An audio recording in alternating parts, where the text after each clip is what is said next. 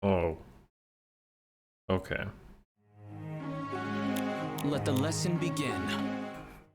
What's up, guys? Akariss here, bringing you another Fire Emblem Heroes video. Now, usually I would have been giving you a trailer reaction, impressions video on the new legendary hero and the banner itself, of course, but there's something that I need to discuss involving what you see in front of you here that unfortunately needs to be talked about. So here we are. I'll probably still give you an impressions, of course, reactions, and all my other analysis type of stuff that I always do, but I feel that this video is going to come from more of a emotional point of view standpoint rather than an objective analysis.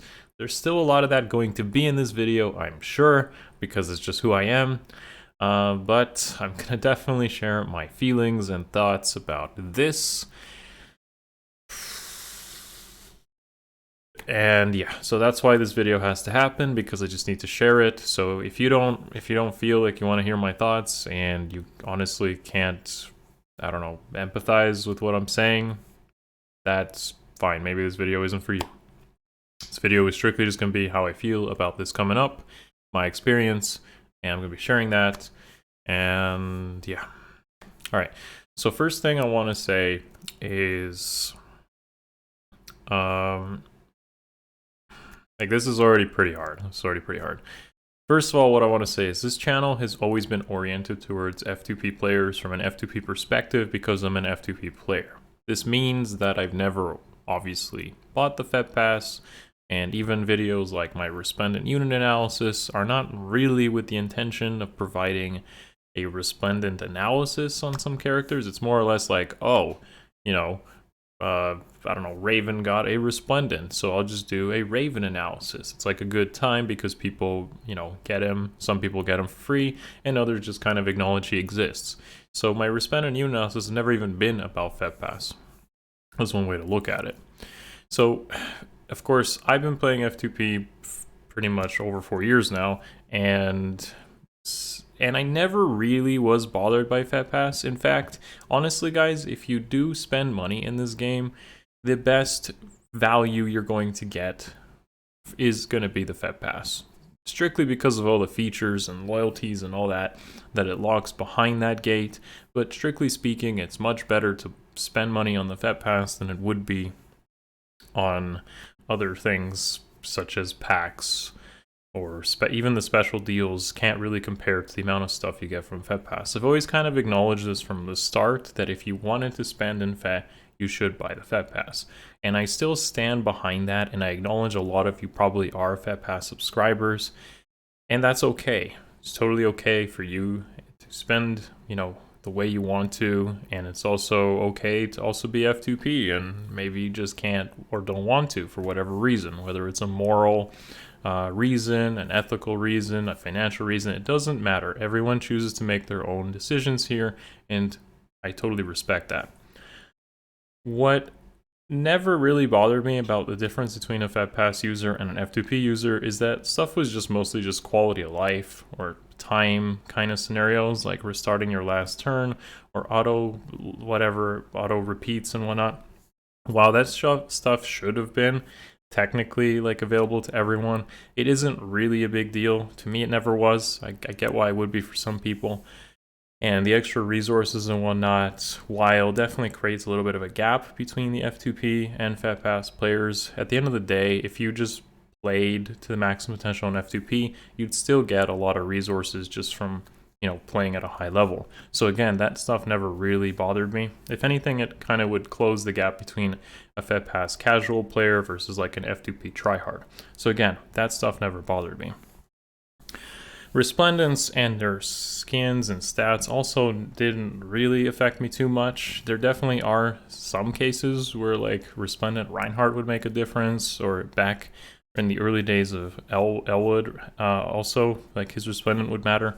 Couple of very small scenarios where they have actually mattered the stats, and again, never really bothered me too much. The summoner support perks definitely could help with different strats such as multi-tanking, especially with save balls maybe, but realistically, guys, This is the first time I think I'm actually bothered by the FEH Pass benefits as an F2P, and let me explain why. First of all, I released a video 2 days ago, the Legendary Guide, which involved the difference between Legendary Remixes and Legendary Heroes. Now, again, as I said, going forward, I'm not going to change my perspective on what I said in this video, and I'm also not going to change my perspective and assume that you guys are FEH Pass subscribers, all of you. In fact, most of you likely aren't. I mean, I don't know. If you want to share that in the comments, like, feel free to share whether you're a FEH Pass subscriber or not. I mean, I'd love to hear it. So again, that none of my thoughts on this video change, and if you have FEH Pass, then ultimately you should be like sparking on these banners, and you should be sparking on remixes and taking full advantage of the progression system in place. But here's what does bother me about the FEH Pass with this feature being logged behind it. This also includes seasonal banners, by the way, so it's not just legendary. Seasonal is less important, but definitely somewhat impactful. The thing that bothers me is that now progression, literally progression between a FEH Pass player and one that's not, is going to be evident. This means that somebody who has FEH Pass and sparks these legendary banners can now officially 12 months in a year, 12 sparks, can effectively add mythic or legendary merges to abundance of seasons or mythics and such not, and that creates a consistent gap between the F2P and the FEH Pass player. That is quite annoying, just as an F2P perspective, because as someone who spent like 3,000 orbs chasing, literally 3,000 orbs chasing a single win legendary, who at this time won't be named, the fact that I would have already plus 10'd her just off of this being a thing at all is already going to show you the reason why gacha stuff like this shouldn't be locked behind that, is what I'm saying. The gacha requires minimizing the damage and trying to, in my opinion, trying to make the experience as less agonizing as possible. And when they choose to do this, it feels very anti-consumer. It feels like you don't pay, well, you should gamble and spend as much of your time as possible. And that really hurts, that really hurts me at least. So, yeah, here we are. As I said, guys, going forward, my videos and their opinions will still be coming from strictly F2P perspective. I'm still going to be playing and I'm still going to be producing videos. And I'm still going to assume that most of you are not FEH Pass subscribers, but if you have them, keep in mind that you should take advantage of the stuff it provides. Another thing I want to take a note here for you guys who are FEH Pass subscribers is keep in mind if you choose to spark multiple times a month, you're not even going to have the orb income to do that. F2P plus FEH Pass, they still roughly get about 300 some orbs a month. A spark like this is going to cost you at least 155 orbs to 200, depending on whether you snipe or how many units in a circle you get. Combine that with the new Heroes banner, which again is about 135 to about 160, you are literally using about your full orb income in a month to take advantage of the Spark system, and that doesn't even include special heroes or remixes. So this is a sort of way as well that can definitely be taken in a perspective where IS is trying to really exhaust all your resources and make you spend above the FEH Pass. Just wanted to let you guys know. That doesn't affect me, of course, so it's something you should keep in mind with your total resources saved in a month's time span. On the other hand, it might encourage some of you to actually save orbs to take advantage of the feature, and I hope that is the positive effect of it.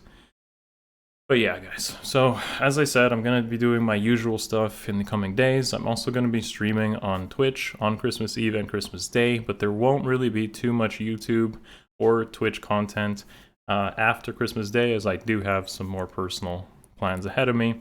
Please let me know what you think in the FEH Pass comments below. State your opinion outright, but please don't attack each other in this case. The problem is not the community, the problem is not the creators, the problem is, of course, the problem, and we should be discussing this problem as civil as possible. What sort of things can we do? How do we feel about it?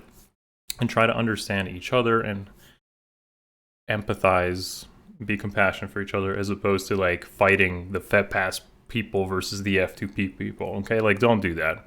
Let me know what you think in the comments. Try to keep it civil. Thank you guys for watching as always, and I'll see you in the next one. Much love. Peace.